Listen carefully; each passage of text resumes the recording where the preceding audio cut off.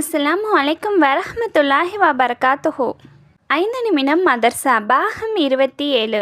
Friends, வீடியோக்குள்ளே போகிறதுக்கு முன்னாடி சேனலில் சப்ஸ்கிரைப் பண்ணாதவங்க சப்ஸ்கிரைப் பண்ணுங்கள். அதே மாதிரி வீடியோக்கு லைக் போடுங்க. இஸ்லாமிய வரலாறு. லூத் நபியின் சமுதாயம்.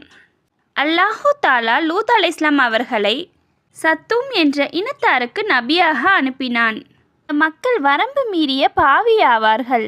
பெண்களை விட்டுவிட்டு ஆண்களிடம் ஓரின செயற்கையால் தனது இச்சைகளை தணிப்பது, வெளியிலிருந்து வருகிற வியாபாரிகளின் பொருளை கொள்ளையடிப்பது, நிறைந்த சபை நடுவே பயங்கரமாக பாவ செயல் புரிவது இவர்களின் வாடிக்கையாக இருந்தன.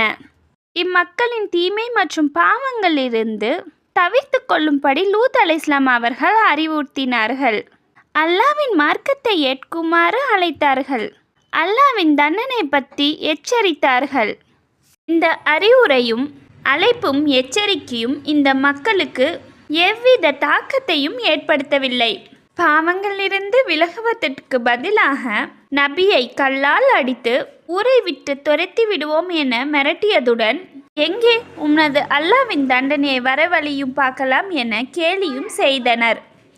எவ்வளோ அறிவுரை கூறியும் தங்களின் பிடிவாதத்தையும் அகந்தையையும் விட்டு விலகாத அந்த பாவிகளை உலகிலிருந்து முற்றதாக அழித்திட தண்டனைக்காக வானவர்களை அல்லாஹ் அனுப்பினான்.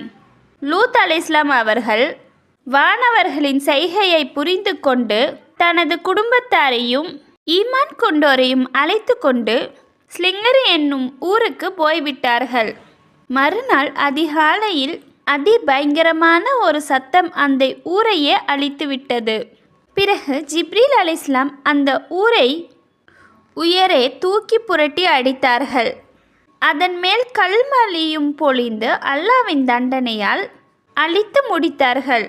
ஃப்ரெண்ட்ஸ், ஏற்கனவே நம்ம சேனலில் லூத் அலைஹிஸ்ஸலாம் வாழ்க்கை வரலாற்றை பற்றி விரிவாக போட்டிருக்க. விருப்பம் இருக்கவங்க போய் பாருங்கள். அல்லாவின் ஆற்றல்.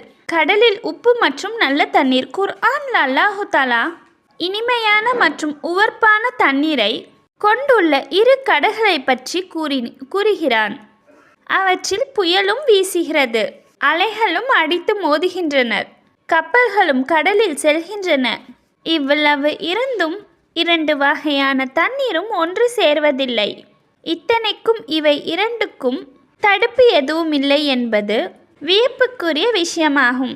இவ்வாறு மதுரமான தண்ணீரும் உப்பு தண்ணீரும் கலந்திடாமல் பிரிந்திருப்பது அல்லாவின் ஆற்றல்தான் என்பது நெகிழ்ச்சிக்குரிய ஒரு விஷயமாகும். ஒரு ஃபரலை பற்றி.